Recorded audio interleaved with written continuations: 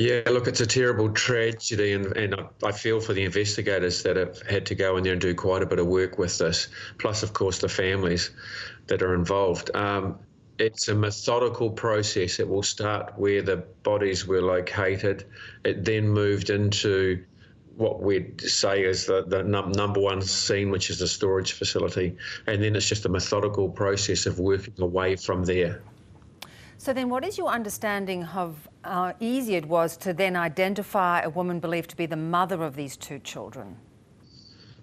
It would have been difficult, I would think, with dealing with the remains of the children. One of them was primary school age, so that might suggest dental records could have been used. But in situations such as this, where a family may be involved in some way, oftentimes the person involved panics, and they may well have found documentation or something else that may have been able to identify who the deceased were and then the family itself.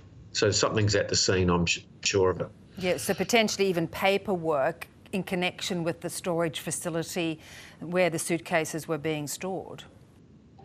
I would have thought so, given the speed with which they were able to say they are seeking the mother in South Korea. So there was some indication in amongst. So it wasn't just the one box or the one suitcase. It was a number of other items within that container itself. So there will be some evidence in there. Fingerprints do remain for years, in fact, but it probably suggests to me that there's some documentation around. So, Lance, where does this case go to from here?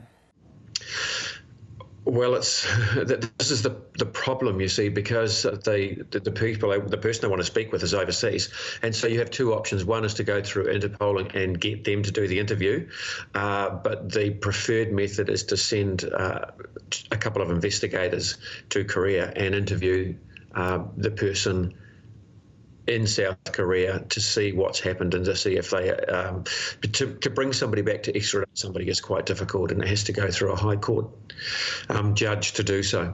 I imagine it wouldn't take too long, would it, to get a court order to allow Interpol to get involved? That would have to go through Foreign Affairs and Trade, so it's a high court judge that you have to appear in front of first up for the application. Then the application goes through a diplomatic process, so it can be rather lengthy because to just take, although they are a New Zealand citizen, they're still, I believe, South Korean also, that they were born there, from what my understanding is. And so for an international jurisdiction to allow another country to take that person away, there has to be a high bar set. How concerned are you that, in fact, now this woman may have been alerted and might even be on the move? Well, that could well be the case. However, if the mother is involved and it was her, it's a heck of a thing to do. And the situations, all the cases that I've been involved in, running murder investigations where children have been involved with parents, there's always been a breakdown of some sort, whether it's a psychotic episode, whether it's a psychological disturbance of some sort. There's always something involved. I mean, let's be frank, it's not something that a normally sane person would do. And of course, when you think of a mother and her children, it's a horrible thought that anything other than some form of mental breakdown may have been behind this. Yeah, I've had a number of, I've been involved in a number of these where parents have been involved, and the mindset of the person is that they don't want their children around to see them go if it's a murder-suicide type situation. And so in this case, we're unsure.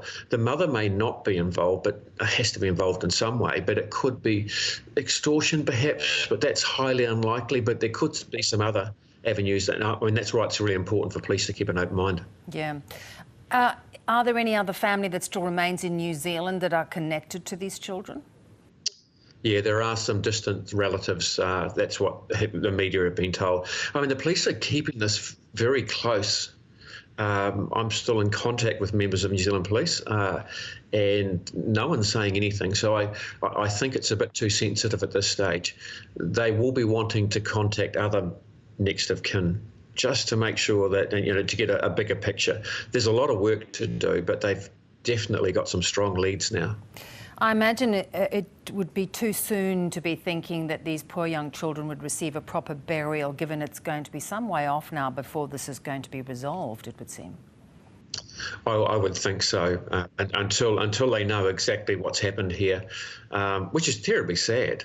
The whole thing's just a tragedy, and I can't, certainly in my lifetime, can't recall anything like this happening in my police career. Never. I was going to ask you that. It just seems the most extraordinary case, an absolute tragedy, and just remarkable that they were actually found. The payment stopped, so I guess it went up for auction. So somebody just stopped paying the bills. If they were paying the bills, we would never still know. And that's how it happened. So it was from an auction of an abandoned storage facility. And yeah, it might still be going if that hadn't have happened. So once now the chain has started, it'll continue on. And when police work on cases like this where it's highly emotional, particularly for the officers who will probably have children, there's an added extra push for this to resolve it. Yeah, another dimension. Really good to get your expertise on this, Lance. Thanks so much. My pleasure. Thank you.